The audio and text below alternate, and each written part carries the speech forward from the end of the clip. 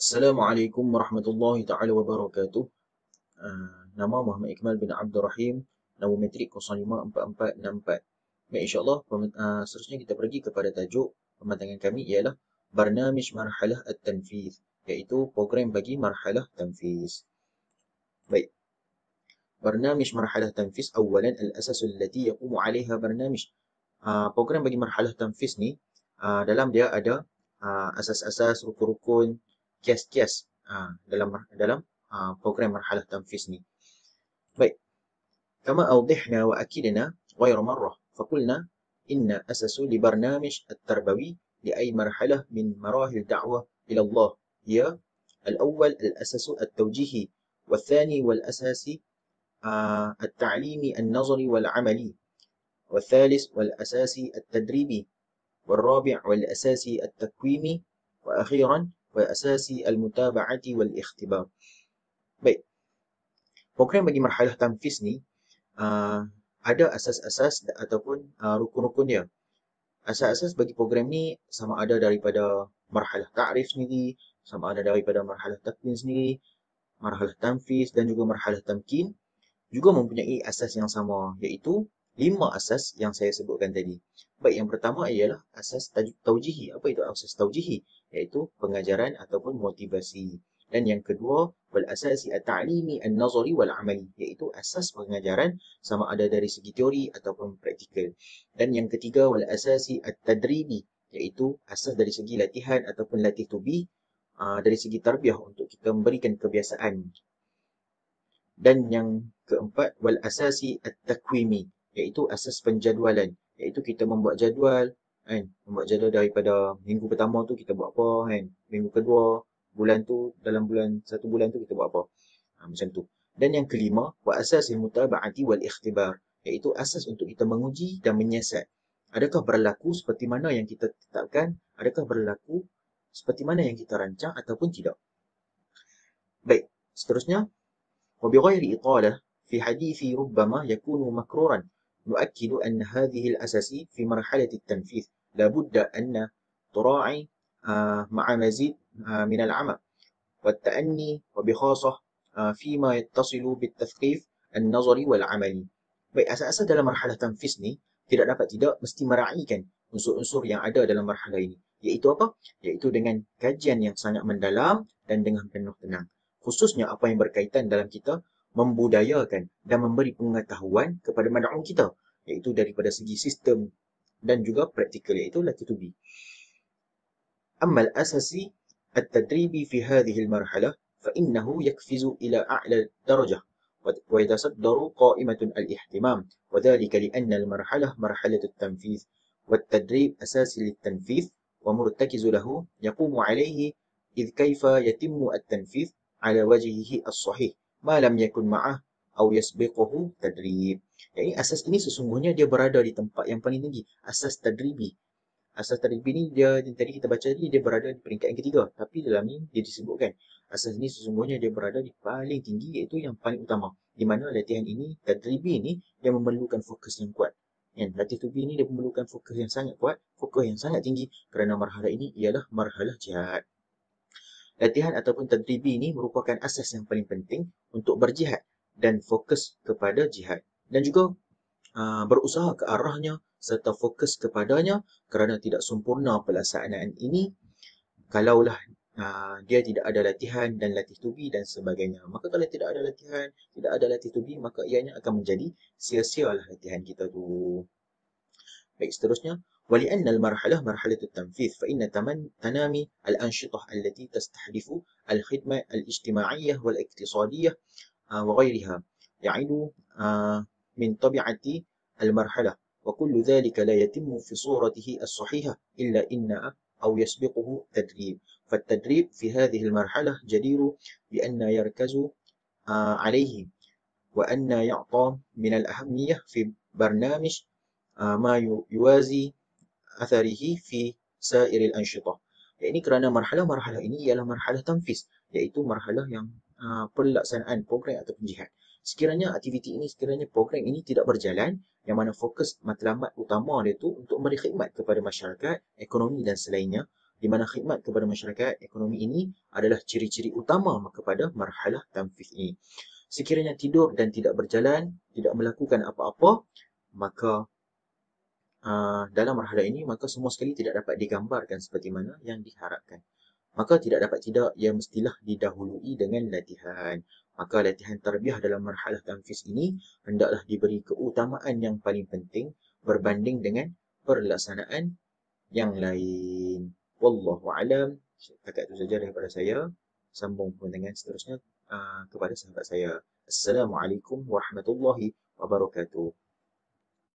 Bismillahirrahmanirrahim. Assalamualaikum warahmatullahi ta'ala wabarakatuh.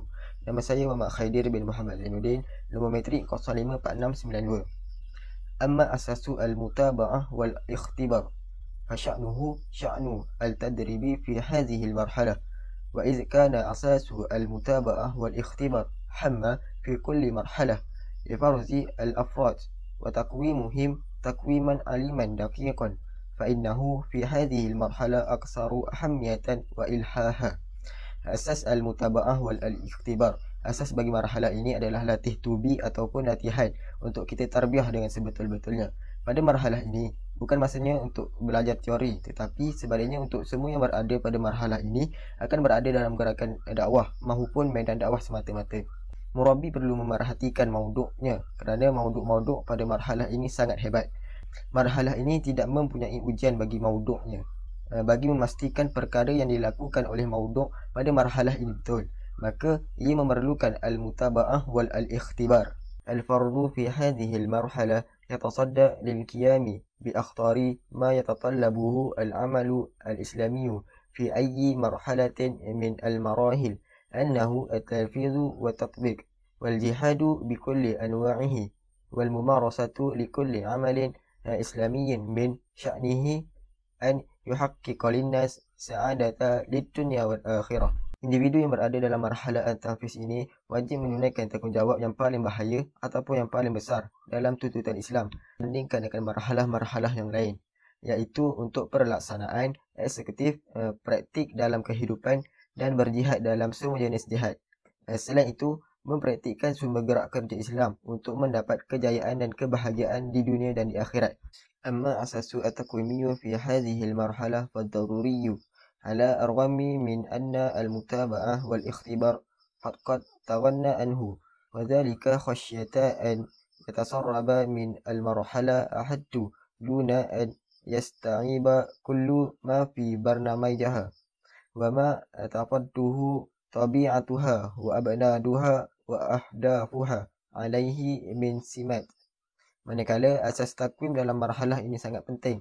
Walaupun al-mutaba'ah itu kita ikuti dan ujian yang mencukupi, tetapi perlu juga kepada takwim kerana takut ada yang terlepas pandang, terlupa ataupun tertinggal untuk menunaikan setiap program yang diaturkan. Ia bertujuan untuk memastikan bahawa prinsip-prinsip marhalah ini dilaksanakan. Silibus dihabiskan pada waktu yang telah ditetapkan dan matlamat objektifnya dapat dicapai dengan sebaik-baik mungkin. Wama nuwafiq ala anna at-takwim yughna an al-mutaba'ah wal ikhtibar wala ala anna al-mutaba'ah wal ikhtibar taghna an at-takwim. Falikulli min al-asaydisin wazifatuhu allati yahtaju ilaiha al-amalu fil marahid da'wah ila Allah. Takwim ini masih belum mencukupi sekiranya hanya dengan al-mutaba'ah wal al-ikhtibar. Mutaba'ah dan ikhtibar itu masih belum melengkapi takwim kerana imtihan, ikhtibar dan mutaba'ah itu ialah kerjanya, manakala at-takwim mempunyai peranan yang tersendiri. Sekian saja daripada saya. Seterusnya saya menyerahkan pembentangan ini kepada rakan saya. Sekian, terima kasih. Bismillahirrahmanirrahim. Assalamualaikum warahmatullahi ta'ala wabarakatuh. Nama Muhammad Ridwan Wirdisham, nombor metrik 054597. InsyaAllah saya akan membentang tajuk Thaniyan Muhtawa al-Barnamij fi marhalat tanfiz, iaitu isi kandungan dalam marhalat tanfiz. Baik. Muhtawa al-Barnamij daiman yattabi' al-ahdaf wa yashtamilu ala kulli ma min sya'nuhu ay yusa'adu ala tahqiqiha. Iaitu program marhalat tanfiz ini mesti mengikut matlamat yang hendak dicapai, iaitu yang merangkumi setiap apa yang menyumbang atau menolong bagi mencapai marhalah tanfiz ini. Baik, kita pergi kepada silibus ataupun isi kandungan dalam marhalah tanfis ini. Dan saya nyatakan di sini dinyatakan ada 4 perkara lah dalam isi kandungan. Yang pertama adalah ahli atau individu yang berada di dalam marhalah tanfis ini mestilah menghadiri program ataupun usrah ataupun perkemahan setiap 1 atau 2 hari sebulan. Dan mereka mesti hadir perkemahan dalam suku tahun dalam tempoh 3 hari ataupun seminggu, dan perkemahan setengah tahun dalam tempoh seminggu, dan juga perkemahan tahunan dalam tempoh seminggu ataupun 2 minggu. Tujuan utama daripada perkemahan ini adalah bagi mempraktikkan, bagi melatih dalam nilai-nilai Islam, dalam prinsip-prinsipnya, akhlaknya serta adab-adabnya. Seterusnya, baik, poin yang kedua adalah setiap ahli marhalah tanfis ini perlu mengikuti daurah, iaitu tidak kurang dari 1 daurah setiap bulan. Ini maksud di sini adalah setiap individu dalam marhalah ini perlu menghadiri lebih dari 1 daurah dalam masa sebulan. Di antara contoh daurahnya adalah: pertama, daurah bagi mempereratkan hubungan persaudaraan antara yang lain, ahli yang lain.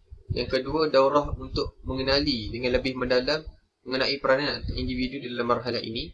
Yang ketiga adalah daurah dalam memberi khidmat kepada mad'u ataupun masyarakat. Yang keempat adalah daurah dalam tabi'ah ataupun cara kerja amal dalam marhalah. Yang kelima adalah daurah dalam tuntutan amal dalam marhalah. Yang keenam adalah daurah keahlian untuk naik sesuatu peringkat kepada peringkat yang lebih tinggi, iaitu kepada marhalah tamkin. Marhalah ini pada marhalah tamkin. Baik, yang ketujuh adalah daurah sukan, yang merupakan proses yang bertujuan bagi menguatkan tubuh badan dari segi fizikal dan mental, dan terbukti selepas mengalami proses-proses ini akan memberi kesan pada sukan dan latihan pada kehidupan manusia. Seterusnya, poin yang ketiga, ahli marhalah tanfis ini perlu pergi ke pondok-pondok, pesantren-pesantren, rumah anak yatim, atau masuk dan menetap di dalam hutan dan sebagainya. Terusnya, poin yang terakhir, iaitu poin keempat, ahli marhalah ini perlu menghadiri pengajian ataupun kajian fiqh, latih tubi untuk mengistimewa hukum yang terkandung dalam Al-Quran dan Sunnah. Kerana mereka ini akan bertaraf profesor ataupun doktor-doktor, dan mereka ini akan duduk sekali dalam majlis-majlis ulama ataupun majlis-majlis mufti, majlis ilmu dan sebagainya. Dan bagaimana mereka ni akan mengeluarkan sesuatu hukum dalam sesuatu isu. Jadi itulah 4 perkara atau 4 silibus dalam isi kandungan marhalah tanfis. Allahu a'lam bissawab. Saya menyerahkan kepada sahabat saya. Baik, Assalamualaikum warahmatullahi wabarakatuh. Saya Muhammad Aslam Haziq bin Muhammad Ridwan, nombor metrik 054764. Baik, kita pergi kepada al-wala' dan al-bara'. Salah satu prinsip akidah ahli sunnah wal jamaah ialah cinta kerana Allah dan benci pun kerana Allah Ta'ala. Jadi al-wala' adalah cinta dan al-bara' adalah benci. Jom kita tengok pengertian yang lebih lanjut. Baik, al-wala' dari segi bahasa bermaksud mencintai, mendekati, membela, memberi pertolongan, kesetiaan dan berkasih sayang. Kemudian daripada perkataan ini wujud istilah al-wali yang kita sebut waliullah tu kan. Maksudnya orang yang dicintai, didekati dan sebagainya. Dari segi istilah, al-wala' bermaksud mencintai orang-orang yang beriman kerana keimanan mereka, dalam bentuk mencintai, membela, memberi pertolongan dan menunaikan hak-hak persaudaraan yang wajib kita tunaikan. Hak persaudaraan ni macam kalau ada sakit kita pergi ziarah, kalau ada susah kita pergi tolong, macam tu. Jadi firman Allah SWT dalam surah Al-Hujurat ayat 10, A'udzubillahi minasyaitonir rajim, innamal mu'minuna ikhwah fa aslihu baina akhwaykum wattaqullaha la'allakum turhamun. Maksudnya, orang-orang yang beriman itu sesungguhnya bersaudara. Ya, kita bersaudara. Sebab itu, damaikanlah, perbaikilah hubungan antara kedua saudaramu itu dan takutlah terhadap Allah supaya kamu mendapat rahmat. Seterusnya, Seterusnya Allah berfirman lagi dalam surah At-Taubah ayat 71. Wal mu'minuna wal mu'minat ba'duhum awliya'u ba'd. Ya'muruna bil ma'ruf wa yanhauna 'anil munkar wa yuqimuna as-salah wa yu'tuna az-zakah wa yuti'una Allah wa rasulah. Ulaika sayarhamuhumullah. Innallaha azizun hakim. Dan orang yang beriman, lelaki dan perempuan, sebahagian mereka adalah menjadi penolong bagi sebahagian yang lain. Mereka menyuruh mengerjakan yang makruf dan mencegah dari yang mungkar, mendirikan solat, menunaikan zakat, dan mereka taat pada Allah dan Rasulnya. Mereka itu akan diberi rahmat oleh Allah. Sesungguhnya Allah Maha Perkasa lagi Maha Bijaksana. Okey, kemudian kita tengok apa maksud al-bara'. Al-bara' dari segi bahasa bermaksud menjauhkan diri daripada sesuatu, memisahkan diri dan berlepas diri. Dari segi istilah pula, al-bara' bermaksud menjauhi musuh-musuh Allah, sama ada orang munafik ataupun kafir, memerangi mereka ketika mereka memerangi orang Islam, mengikut kemampuan. Ikut kemampuan lah. Jangan duk pergi serang tak ketahuan pula. Okey, Allah berfirman dalam surah At-Taubah ayat 23. A'udzubillahi minasyaitonir rajim. Ya ayyuhallazina amanu la tattakhizu aba'akum wa ikhwanakum awliya'a in istahabbul kufra 'alal iman wa man yatawallahum minkum fa ulaika humuz zalimun. Maksudnya, hai orang-orang yang beriman, janganlah kamu jadikan bapa-bapa dan saudara-saudaramu menjadi walimu. Wali pada tadi kita sembang tadi, wali adalah orang yang kita dekat, orang yang kita cintai. Jika mereka mengutamakan kekafiran atas keimanan, dan siapa di antara kamu yang menjadikan mereka wali, maka mereka itulah orang-orang yang zalim. Kemudian Allah berfirman lagi, Ya ayyuhallazina amanu la tattakhizu aduwwi wa aduwwakum awliya. Maksudnya, hai orang-orang yang beriman, janganlah kamu mengambil musuhku dan musuhmu menjadi teman-teman setia. Surah Al-Mumtahanah ayat 1. Okey, untuk perbincangan yang lebih lanjut, saya serahkan kepada pembentang seterusnya. Assalamualaikum warahmatullahi wabarakatuh. Nama saya Muhammad Anas Putra bin Suhimi, nombor metrik 054419. Jadi saya akan menyambung perbahasan mengenai konsep al-wala' wal-bara'. Jadi kita akan tengok pada bahagian pengaplikasian konsep al-wara' dan al-bara' dalam agama Islam. Jadi Islam telah pun menggariskan ataupun memberi panduan serta memberikan contoh dan 3 situasi yang berbeza mengenai pengaplikasian konsep al-wala' dan al-bara' dalam Islam. Situasi yang pertama adalah yang perlu diberikan wala'. Iaitu orang yang wajib dicintai secara menyeluruh. Jadi siapakah golongan ini? Siapakah golongan yang perlu diberikan wala'? Mereka adalah golongan orang yang beriman kepada Allah dan Rasul serta bersungguh-sungguh memperjuangkan syariat Islam dengan sepenuh hati dan ikhlas kerana Allah semata-mata. Jadi mereka inilah golongan yang perlu diberikan wala'. Kemudian yang kedua adalah yang harus diberikan wala' sesuai dengan kadarnya dan bara' sesuai dengan kadar perbuatan buruknya. Maksudnya di sini sebahagian yang wala' dan lagi sebahagian adalah bara'. Jadi siapakah golongan yang dimaksudkan dalam bahagian yang kedua ini? Mereka adalah dari kalangan orang Islam yang mencampurkan perbuatan taat dan maksiat di dalam hidupnya. Jadi apa yang sesuai dilakukan dalam kepada golongan ini adalah harus diberikan wala' sesuai dengan kadarnya dan bara' sesuai dengan kadar perbuatan buruknya sahaja. Kemudian contoh yang ketiga ataupun situasi yang ketiga adalah orang yang tidak layak untuk diberikan wala'. Langsung tidak layak untuk diberikan wala'. Mereka adalah orang yang tidak beriman serta mengingkari Allah, Rasul, malaikat, kitab, hari kiamat serta qada dan qadar. Secara mudahnya, orang kafir dan orang munafik ini tidak layak untuk diberikan wala' daripada orang yang beriman. Baik, itu adalah 3 contoh situasi pengaplikasian wala' wal bara' di dalam Islam. Kemudian kita akan tengok contoh wala' terhadap kaum muslimin. Baik, contoh yang pertama adalah membantu dan menolong kaum muslimin dalam setiap aspek, baik urusan agama maupun urusan dunia. A'udzubillahi minasyaitonir rajim. Wal mu'minuna wal mu'minatu ba'dhuhum awliya'u ba'd. Dan orang-orang yang beriman lelaki dan perempuan sebahagian mereka menjadi penolong sebahagian yang lain. Surah At-Taubah ayat 71. Contoh wala' terhadap kaum muslimin yang kedua adalah memberi nasihat serta mencintai kaum muslimin melebihi kasih kepada diri sendiri. La yu'minu ahadukum hatta yuhibba li akhihi ma yuhibbu li nafsihi. Contoh yang ketiga adalah bersatu bersama jemaah Islam dan tidak memisahkan diri daripada mereka, serta saling tolong-menolong dalam kebaikan dan takwa, dan selalu mengamalkan amar ma'ruf nahi munkar. A'udzubillahi minasyaitonir rajim. Wa ta'awanu 'alal birri wat taqwa wa la ta'awanu 'alal itsmi wal 'udwan. Saling tolong-menolonglah kalian dalam kebaikan dan takwa, dan janganlah saling tolong-menolong dalam berbuat dosa dan pelanggaran ataupun kerosakan. Bertakwalah kepada Allah, sesungguhnya Allah sangat keras siksanya. Surah Al-Ma'idah ayat 2. Contoh yang keempat adalah bersikap lemah lembut terhadap orang yang lemah dalam kaum muslimin. Rasulullah SAW bersabda yang bermaksud, bukan dari golongan kami seorang yang tidak menyayangi kepada yang lebih kecil dan tidak mengetahui kehormatan orang yang lebih tua. Hadis riwayat Tirmizi. Yang kelima adalah menunaikan hak-hak kaum muslimin. Apa hak kaum muslimin? Ada 6 hak orang muslim. Iaitu yang pertama, ketika berjumpa, hendaklah ia memberi salam. Dan yang kedua, menghadiri jemputan. Yang ketiga, jika diminta kepadanya untuk memberi nasihat, maka perlu memberi nasihat. Yang keempat, mendoakan mereka selepas mereka bersin. Yang kelima, menziarahi orang muslim ketika mereka sakit. Dan yang terakhir adalah mengiringi jenazah orang muslim. Dan contoh yang keenam dan juga contoh yang terakhir adalah mendoakan kebaikan untuk kaum muslimin serta mendoakan keampunan bagi pihak mereka.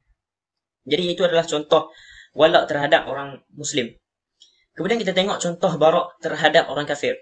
Yang pertama adalah tidak menyerupai mereka dalam hal-hal yang menjadi ciri-ciri khas mereka. Seperti adat istiadat, ibadah, cara hidup dan tingkah laku. Jadi orang mukmin ataupun orang muslim dilarang untuk menyerupai mereka dalam hal-hal yang sedemikian. Wa man tashabbah biqaumin fahuwa minhum. Sesiapa yang menyerupai sesuatu kaum, maka dia adalah dari kalangan mereka. Na'udzubillah min dzalik. Contoh yang kedua adalah meninggalkan negeri kafir. Yang ketiga adalah tidak mengikut serta dalam merayakan hari perayaan orang kafir. Yang keempat, tidak memberi nama dengan nama-nama orang kafir. Yang kelima, tidak bermudahanah dan tidak bermudarah dengan mengorbankan agama. Apakah yang dimaksudkan dengan mudahanah dan mudarah ni? Mudahanah adalah berpura-pura meninggalkan kewajipan amar ma'ruf nahi munkar atas sebab-sebab duniawi ataupun sebab-sebab pribadi. Dan mudarah pula adalah menghindari kerosakan dan berpaling dari orang yang jahat yang dikhawatirkan akan menimbulkan kejahatan yang lebih besar. Mudahanah tercela dalam agama, adapun mudarah diperbolehkan selama tidak melanggar batas-batas syariat. Yang keenam adalah tidak mencintai orang kafir.